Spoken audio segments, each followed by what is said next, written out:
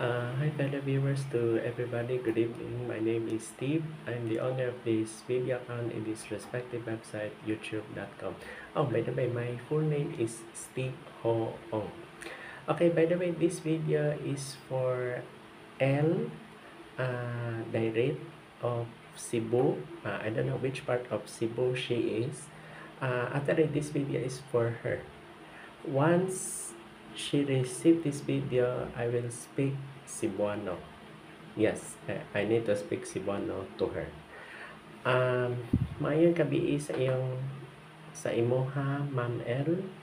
L. Dairit na ghost hunter gikan sa imong ginikanan sa Sugbo na nagapuyo na ka sa Cavite.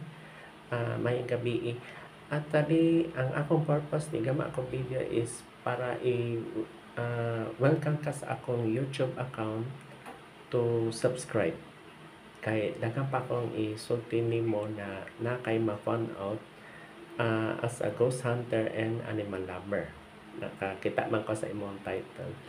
Dayon, of course, biography.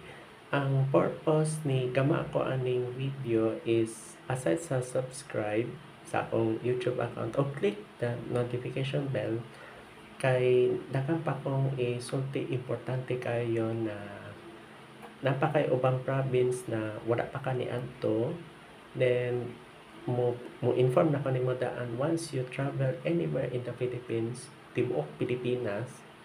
Sensya na kay nagbutang man ko po nila kay kuamang ko pustiso. Kuan siya, daghang kang madiscovery na napakay ubang wala pa na adto aside sa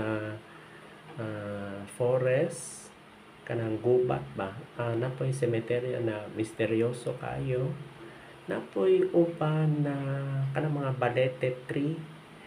Ako'y kihilat nimo na part ko maadto nimo ang nasa New Manila, Quezon City kanang Balete Drive. Iti nakabalo na ka. Kanang Balete Drive is very very important kay hantod karon wa pa jud na solban. Then matigala ka na ko'y usa ka video para sa year 2025. Tsara kay ako ning pulitin. Kuan na ko'y na found out na pila ka ghost hunter na ni adto o paranormal investigator wa pa jud na solve hantod karon.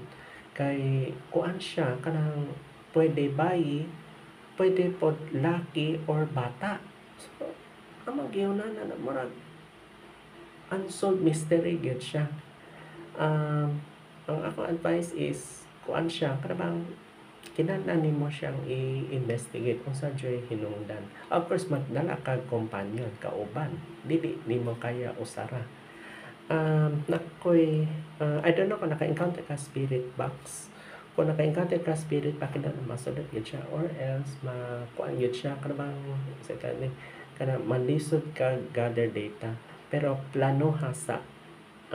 Kat by the way kana akong istorya is sample pa lang na siya na wala pa ni manaadto. Balete Drive in Manila. Then lain pa tong Balete 3 sa Antique. Katong gagama sila road widening, then katon nagputol kahoy, nikalit siya namatay. So ang lesson diha is dili gyud siya dili putlon kay wala man ni sila na diretso ra putol kahoy na diretso ra tukod dalan na napapalay issue. So makasayop-sayop ang kuan nila or technical delay paggama project sa dalan. Sama na siya. Kabahin sa mga Balete train na siya. Then ay uban mga napailain.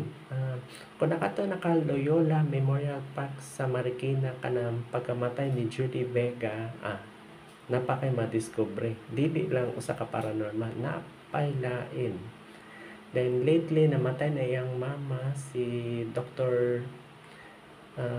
katong eyeglass katong makita nimo sa YouTube. Diha na ka maka-discover. Dayon kana Judy Vega ra na napay ubang artista na pagkamatay wa jud na solve. Wala jud na solve, so mato nagka problema tapos hospital ni nay uban na namatay na